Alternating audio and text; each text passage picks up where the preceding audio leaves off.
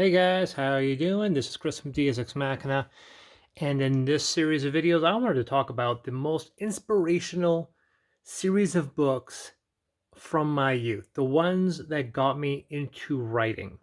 Now, you would imagine I would present some fantasy novel, David Eddings, maybe something that related to role-playing games like Gary Gygax, but no, the single most inspirational book from my youth is an art book. In fact, it's this one right here.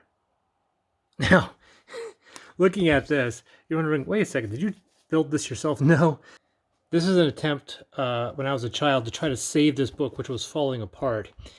And although I can acquire a better version, and probably will soon, on eBay, there's been an actual attempt to reprint this using a Kickstarter.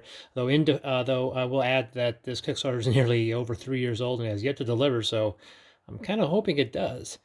But this is, for people who you haven't recognized it, and I can understand why you wouldn't, is the first of the TTA books. What does that stand for? It stands for Terran Trade Authority.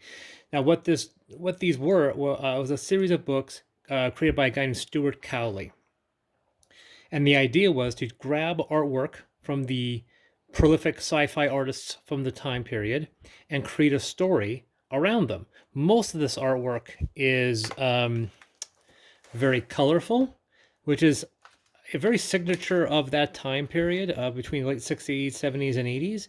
And we don't see it that much anymore, and I'm so disappointed by it. I really would like to see more of these kind of colorful spaceship designs. And we don't see it because there's been pushed to create drab, gray, and black spaceships, and or just white, and I just don't care for it. It's fascinating that the one genre that is still keeping the idea of colorful space alive is Marvel, because we've actually seen some of these old designers doing work for stuff like Guardians of the Galaxy and Thor Ragnarok. But I absolutely love the TTA books. Probably, like I said, the most inspirational book series of my youth.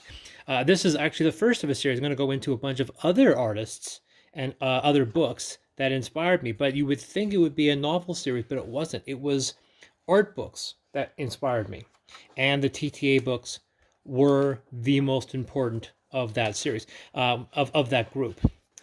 So the TTA books, once again, going into details of the setting, involved going into and talking about the spaceships in a past tense between the time period of 2000, the distant future of the year 2000, to 2100 AD. What it actually talks about is our rise of warp travel and our first contact with an alien life form in Alpha Centauri. And we gain a peace treaty with the Alphans, and we end up going to war with the Proximans in Proxima Centauri. And the story, the first chunk of it, details the war effort. And if you actually read the history of these stories, you get an idea of how the war turned out. A good example of that, you see the fact that there is a huge battle when Alpha and Terra invades Proxima after Proxima made some very aggressive spikes into both Terran and Alphan space. One example of which, when we get into because you start off with the Terrans, and then you go into the Alphans, and then you go into the Proximans, concluding. But we talk about details like this is a missile ship. We never go into details about that.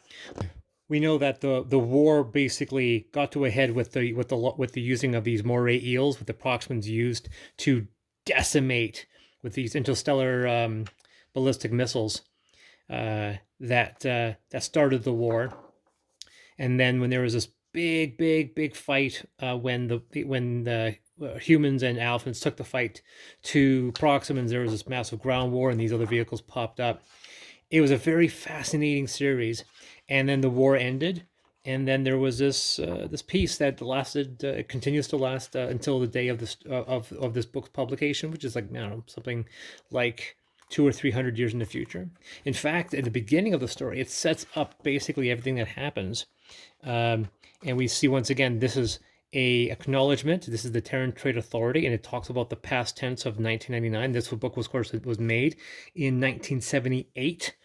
So yeah, 1999 was very much in the distant future. In fact, we see historical dates here, and we see the introduction of nuclear-powered engines, lunar station in 2011.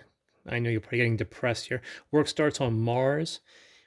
Martian Queen, a interplanetary space liner in 2015. And then, of course, warp drive in only about 5 years from now, 5 or 6 years from now, we'll have warp drive. So suffice to say, I'm pretty sure we're behind schedule.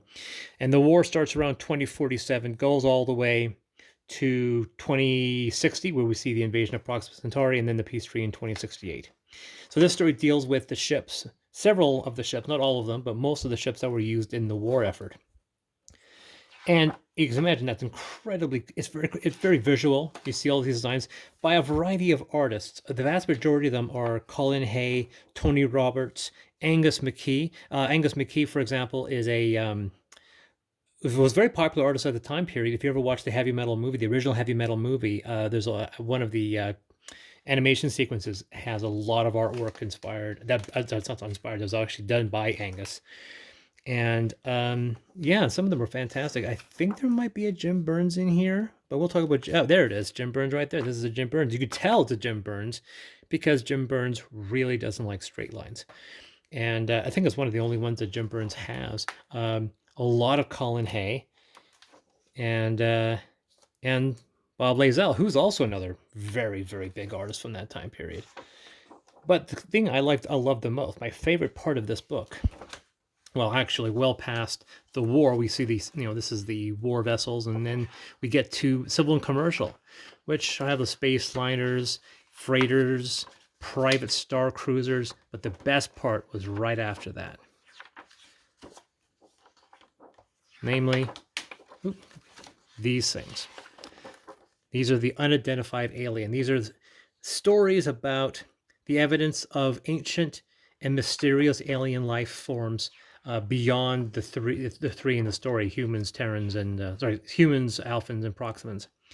And this is the part I love. From this ghostly apparition to hulks that had old Earth fighter jets in them, mid-space collisions. This is a very famous image. This image, which is believed to be part of a much larger construct, and the story goes into details of how they found this. They don't know who made it, but I loved the mystery and the natural fear that went into seeing gargantuan dead wrecks of a mysterious alien species. And this drove me in my youth, so much so that my first homebrew campaign, called Battle Horizon, which I designed in high school, was, to be honest, a complete ripoff of this series. It retold this now with characters rather than just the events, and talked about the war. And I ran that for a couple of years, actually, with some characters, with some players. But like I said, I can't even begin to tell you how much this drove my creativity in my youth. I did not realize until quite a few years later that this was nearly part of a series. And that was followed up by this one. Now, this obviously is a much better quality because I actually ordered this off of a used website. I had read this in high school. This copy isn't from high school. This I got quite a few years later. But this is Space Wreck, also done by Stewart Cowley, and it takes the idea, that last section, that last popular section of the original spacecraft, and expands on it heavily. So now, instead of talking about the ships, it's going into detail on the story of these other space disasters that occur. Sometimes it's planets that have dead civilizations. Sometimes it's the story of a giant space cruiser that fell under hardship. And we see once again some of the these artists coming back again. You have Angus McKee. There again, another Angus McKee image right there. And a few new artists have joined the fray, but these are really cool, and they even have some foldouts, which I think is really cool. And Just like the first book, I milk this in a lot of my adventures. Anytime I was doing a sci-fi adventure, I pull in ideas from this. I think I was using ideas from these books in my homebrew adventures all the way into the 90s.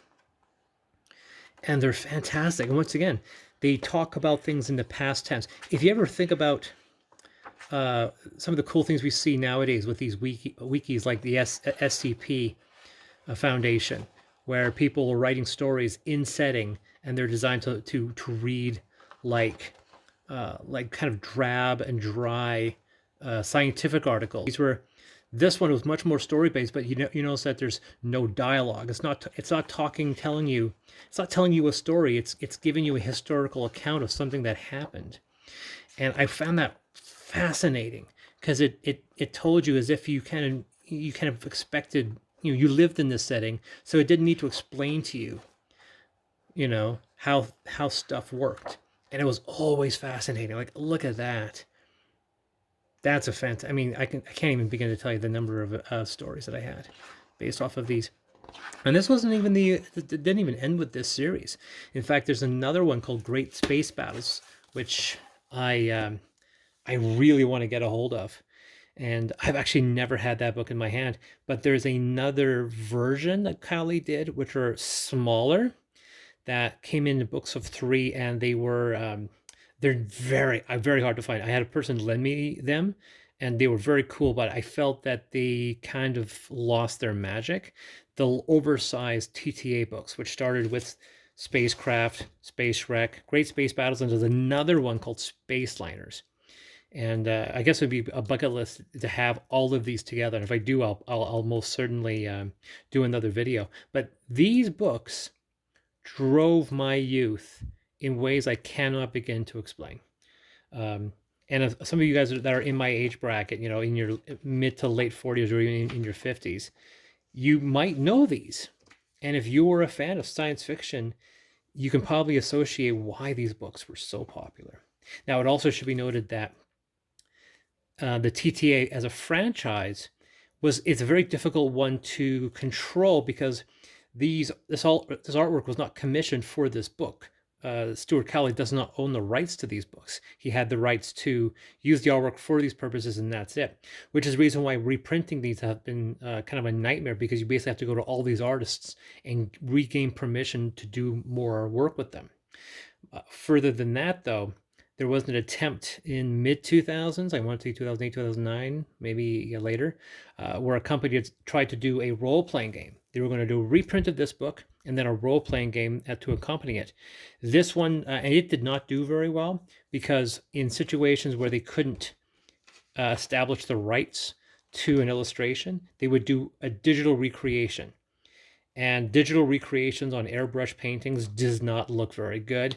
And it was criticized because of the reduced quality of the replacement illustrations. And then the writing in the book wasn't particularly good. A lot of people complained about spelling and grammar checkers. I don't know what that's like. And they didn't do very well. Now, like I said, thankfully, somebody is attempting to reprint the original book. They had gotten the rights, so it's a direct reprint. But there have been some issues, and obviously I can relate to that with COVID and the shipping crisis and now power blackouts in China, certainly not making things easier. But I'm really still hopeful I will get a reprint of this book. If it turns out that this Kickstarter does not follow through and it ends up fumbling, I'll probably go onto eBay and buy a reprint of this one. And I want to get the Great Space Battles as well. But yeah, Terran Trade Authority Handbook. When you were young in the 70s, this was worth its weight in gold.